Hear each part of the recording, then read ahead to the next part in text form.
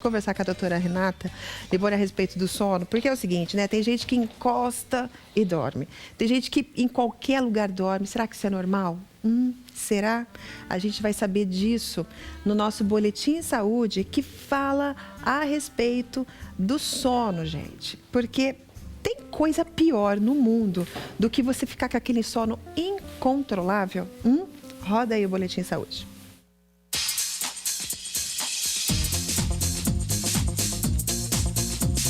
Depois de noites mal dormidas, não é de estranhar que a pessoa fique sonolenta durante o dia. Mas, recuperadas as horas de sono, ela estará novamente em forma para reassumir as atividades. Mas existem pessoas que chamam a atenção pela sonolência diurna excessiva. Algumas dormem enquanto conversam, no meio de uma festa ou em pé na fila do ônibus e do banco. Se no ambiente social isso chega a ser curioso, profissionalmente pode ser um desastre, porque são rotuladas de preguiçosas e indolentes. Fique atento e saiba mais sobre esse assunto a partir de agora no Vitrine Revista. Doutora Renata Liboni já está aqui e a questão é normal ter esse sono incontrolável? Doutora Renata, boa tarde para você. Boa tarde, Lu. É normal isso? Não, esse sono incontrolável que faz a pessoa dormir durante o dia, isso não é normal.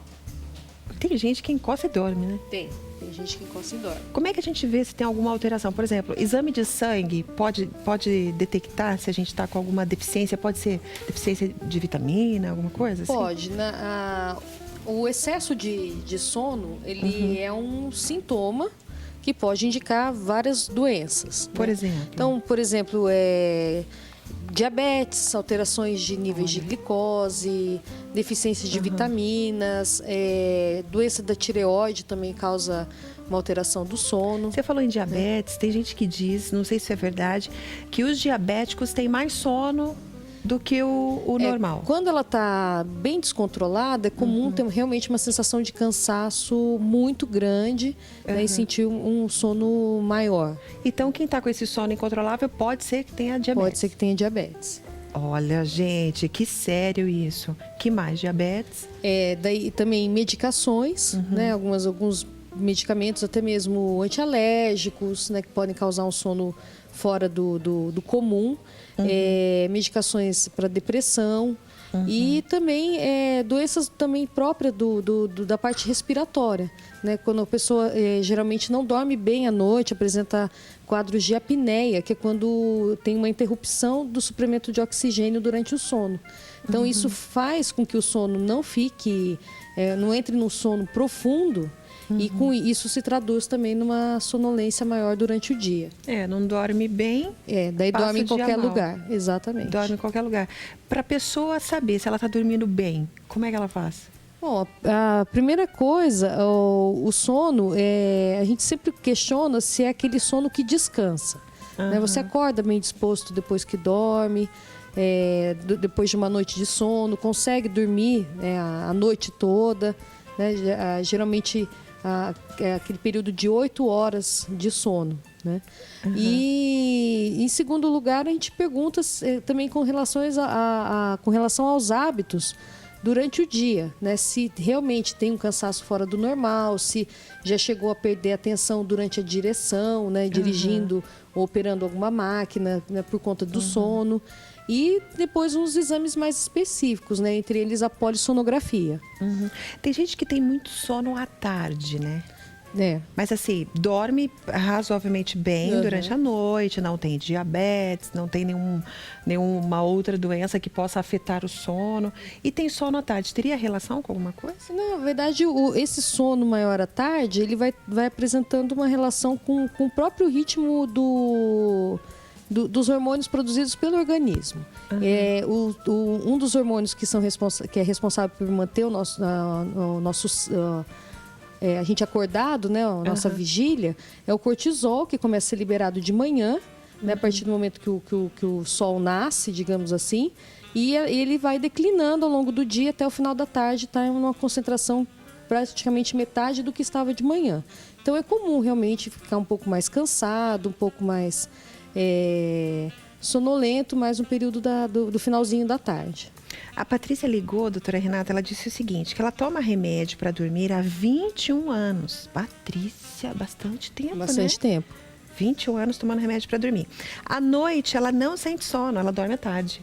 Então, isso também o sono, ele, assim como a gente tem a rotina de acordar, escovar os dentes, tomar o banho, o sono ele também precisa de uma rotina. O remédio para dormir, geralmente o que a gente chama dos calmantes, os indutores de sono, eles tratam um sintoma, né? Não a causa do excesso ou da falta de sono. E o sono à noite, ele precisa realmente você criar uma rotina adequada do ambiente, da iluminação, dormir então sem televisão ligada, sem rádio, sem computador. E às vezes sem nenhuma luzinha sem nenhuma acesa, luzinha né? acesa. Às vezes né? a luzinha do rádio vermelhinha já atrapalha, já compromete. Dormir sempre no mesmo horário e evitar esses cochilos ao longo do dia, porque realmente daí compromete a qualidade e a quantidade de sono do período da noite. Cochilou à tarde, você vai dormir 3 da manhã. Exatamente. Não, já aconteceu comigo isso. A Kelly, ela tem 2 filhas e ela diz que a primeira gestação foi muito agitada. E essa primeira filha é muito agitada. Já a segunda filha dorme super bem. A primeira filha não dorme à noite de jeito nenhum. A segunda gestação foi tranquila e a segunda filha dorme bem. Tem relação a gestação com o sono da criança? Não tem tanta relação, é mais realmente com criar a rotina do sono da criança. A criança, lembrando assim, que ela tem uma necessidade maior de sono do que o adulto. Né? Então, cerca de 10 horas de sono que é o adequado para a criança. Então, também tem que se criar a rotina de não deixar muito estímulo, né, próximo da hora de dormir. Atividade física excessiva também atrapalha. Né? Então, a hora que... Por exemplo, refeições muito pesadas também atrapalham a qualidade do sono. Então, no caso, por exemplo, fazer as atividades, impor o horário, por exemplo, para a TV, para os desenhos, um pouco mais cedo, estimular uma leitura, ir para o quarto, apagar a luz, que conforme vai passando o tempo, vai acostumando, vai criando a rotina, daí vai se habituando. Se para a criança 10 horas de sono é o suficiente, né? A criança fica bem, descansadinha, para o adulto, quanto? 8 horas, em média. 8? Isso. Pode ser para adulto 10 também, não? Gente, eu durmo muito. E à medida que vai envelhecendo, a gente também vai perdendo realmente horas de sono. Pois né? Isso é verdade. Isso mesmo? é verdade. Quanto mais idade, menos sono. Menos sono e ficou também o sono muito superficial. Né? Então, mas as pessoas de mais idade dormem pouco e se sentem descansadas. Né? Algumas sim. Né? Se não tiver nenhuma doença associada, geralmente são pessoas que dormem 6 horas por noite e que acordam bem dispostas. Por que isso vai acontecendo ao longo da idade?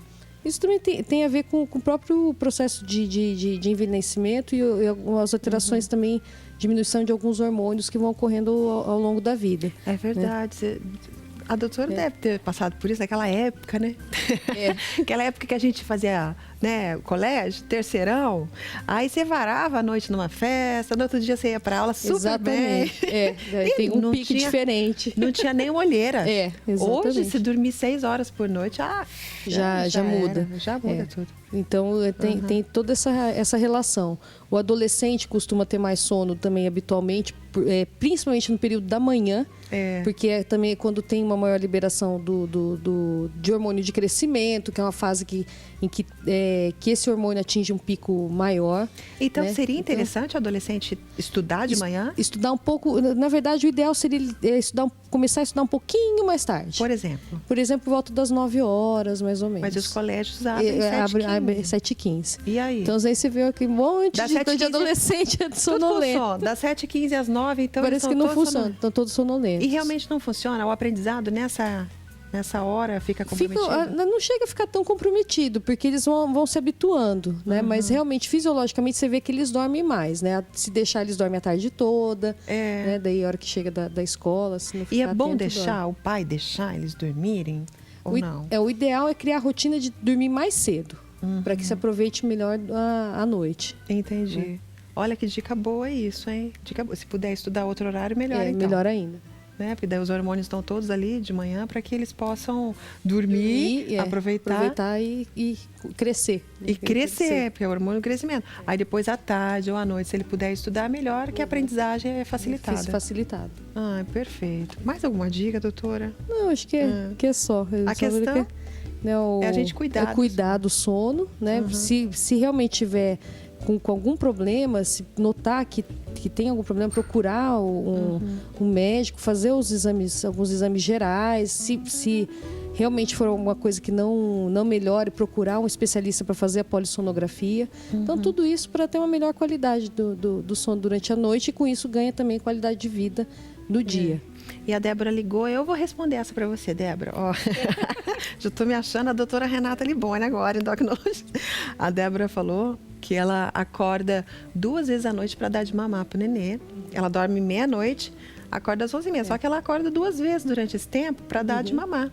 E aí ela fica com sono. Sim, obviamente é por conta disso, né? É por conta disso. Tem toda a fisiologia. E geralmente, assim, o nenezinho pequeno, ele acorda... Parece que é naquele período que o sono está mais profundo. Exatamente. O sono está mais gostoso, pronto. O nenê quer mamar. Aí o recomendado é que as mães, quando elas podem, se não voltarem a trabalhar ainda, a rotina de trabalho, que elas durmam no horário que as crianças dormem também. No horário então, assim, se está amamentando, nenê dormiu um pouquinho à tarde, dorme um pouquinho também. Aproveita, então, né? Aproveita, porque isso é importante, inclusive, para a manutenção da lactação. Um estresse físico e emocional muito forte, isso pode comprometer a qualidade, a quantidade e a produção de leite materno. Então é importante ela respeitar esses horários de sono. Se puder conciliar o sono dela com o da criança, aí isso já vai ajudando. Viu, Débora? Faz isso, tá? E todo mundo tá amamentando aí. Todo mundo não, as mulheres. Nem todo mundo amamenta. Doutora Renata, obrigada, querida.